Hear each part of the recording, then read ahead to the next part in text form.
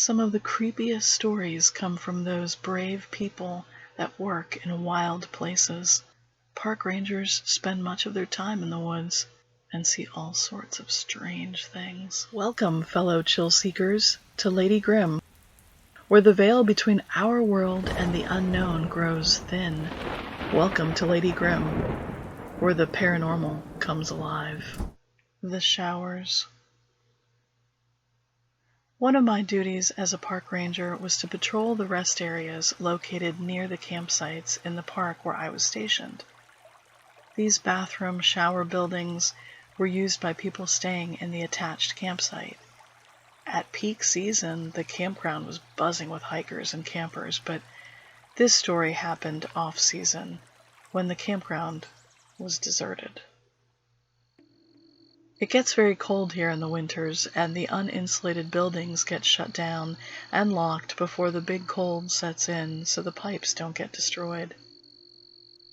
I was doing rounds at just after 6 in late October, so it was already dark. I pulled my truck up to the deserted buildings, keeping an eye out for bears, trying to fatten up on their last meals before hibernation. Grizzlies can be more aggressive this time of year as they prepare for the long winter months. Using my headlights and flashlight to scan, I thought I saw shadow move near the entrance to the small shower building. I aimed my flashlight in that direction, but whatever had been there was gone. The brush was still, and I didn't see anything in the trees. I stopped and listened, but heard nothing but normal night sounds, and the wind whispering through the dry leaves. If it had been a bear, it had probably shuffled off when I approached. Even though I'd worked as a ranger for years at that point, this time of year was definitely the creepiest. I pulled my coat collar tighter against the chill and approached the building. Putting my hand up to the door to turn the key in the lock, I felt the door give way under the pressure of my arm, and the door pushed open. It was supposed to be locked. I stood there, frozen for a half second, as my mind ran through why it was unlocked. More than likely, whoever had done rounds last had just forgotten to lock the door. Rookie move. But in that moment, all those thoughts melted away as I heard something big moving through the brush behind me. I slipped quickly through the door, closing it behind me, its echo reverberating loudly as I listened in the darkness. Seconds later, I heard what sounded like a large bear snuffling and clawing at the edge of the metal door. I pressed my body against the door, desperately leaning against it, sliding my arm across towards the lock and clicking it secure. I stepped back to listen. As I reached back to my radio to call the other ranger, my hand brushed against something cold and stiff that moved away from me as I recoiled. I flipped around, pointing my flashlight, lighting the darkness.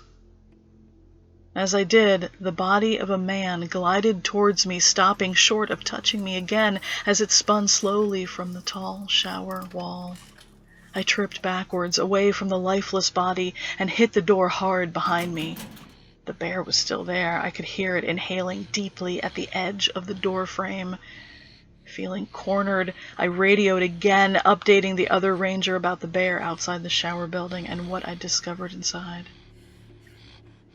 I'll never forget those long minutes waiting for my partner to arrive, watching the man's body swinging slowly in that shower room from the light of my flashlight.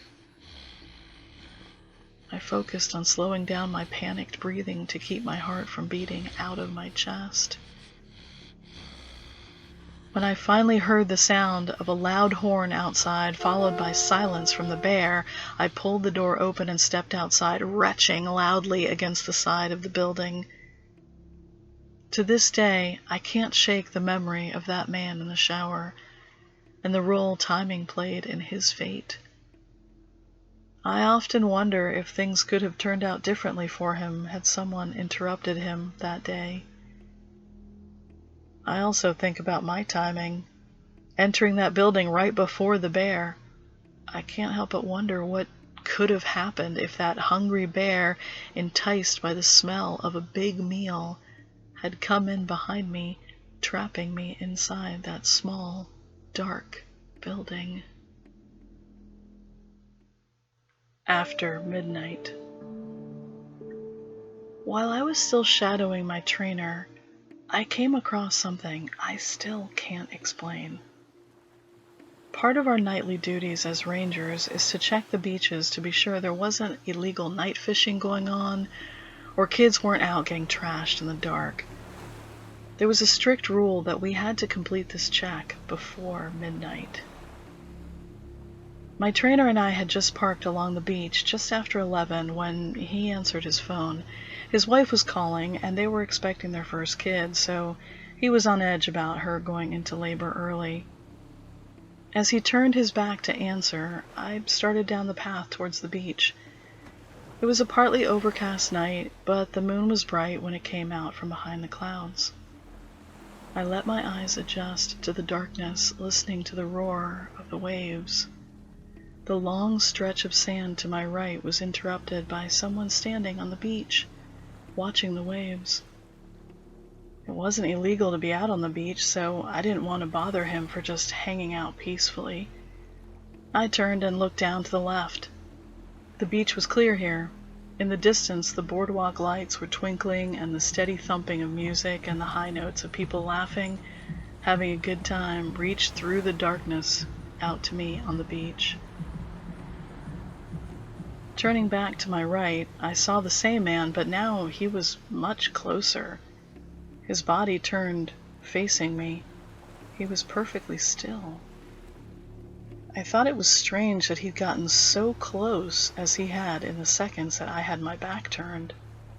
He was just standing there, about 20 feet from me, wearing dark clothes. His hair was long, obscuring his face from the moonlight. Something about him made my skin crawl. His stillness, the way he looked like he was about to run at me. I raised my flashlight towards him, and he suddenly took off into the tall beach grass. He moved so fast, my flashlight couldn't even follow his movement. I took a few steps back up the path towards my trainer in the truck and saw he was still on the phone. I told myself I could handle it alone. I turned around and walked back towards the grass where the man had run. My flashlight landed on the man, crouched low in the grass, peering up at me like he was going to pounce towards me. I gasped and stepped backwards when I saw he had no face. In its place was a white, fleshy piece of skin that looked sewn on. He had no eyes, just two dark shadows behind that thin layer of skin. I stumbled, dropping my flashlight, and the thing disappeared deeper into the grass. I ran back to the truck, just hoping it wasn't chasing me. I reached the truck and slammed the door closed behind me. My mind raced as I heard my trainer finish his call. I wanted to tell him what I had seen, but couldn't find the words. He asked me if everything looked clear, and all I could do was nod. We drove for a few miles in silence. "You're not crazy. We've all seen it." He described the creature exactly as I'd seen it. "That's why we pair up here. No one patrols the beach alone. But it's never been seen before midnight." Thanks for being here with me and listening to these stories. If you're enjoying them, please subscribe, leave a comment, and let me know you're out there. I appreciate it. The Hand. This happened 3 days after a woman had gone missing in the park, where I'm still a ranger. I received a call about an injured raccoon on a popular hiking trail. I gathered up my trapping gear and hiked into the area where the poor animal had been seen.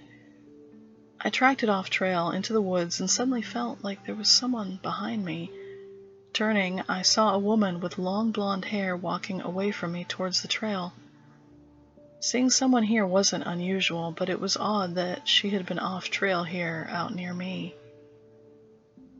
I continued searching for the raccoon. After a few minutes, I looked up to see the woman in front of me, but this time she was peering at me from behind a tree. I must have been distracted and not seen or heard her double back towards me. I put my hand up to wave, and she slinked behind the tree. People can be odd, even intensely strange at times, but this was just really weird. I felt like I had to investigate, given that there was a missing woman out there. I approached the tree, giving it a wide berth, but when I reached it, there was nobody there. I could see a good distance in every direction, and she had just vanished. I eventually found the raccoon, trapped it, and put it in the bed of my truck. As I reached for the truck door, I heard a woman crying behind me. Turning, I saw the same woman running across the trail into the woods. She looked back at me, utterly terrified, tears streaming down her face. She was cradling her arm in her jacket. Something had gone wrong. I radioed for backup and was told they'd send help, but all hell had broken loose at the main campground. A man with a gun was pounding on doors, threatening people. They subdued him, and a search of his car revealed drugs, a saw, and a woman's hand. When the police came, we searched the woods in the direction I'd seen the woman run. The dogs found her behind a large fallen tree. Her long blonde hair was covered in leaves and debris, and she was missing her left hand. It was clear that she had died several days ago.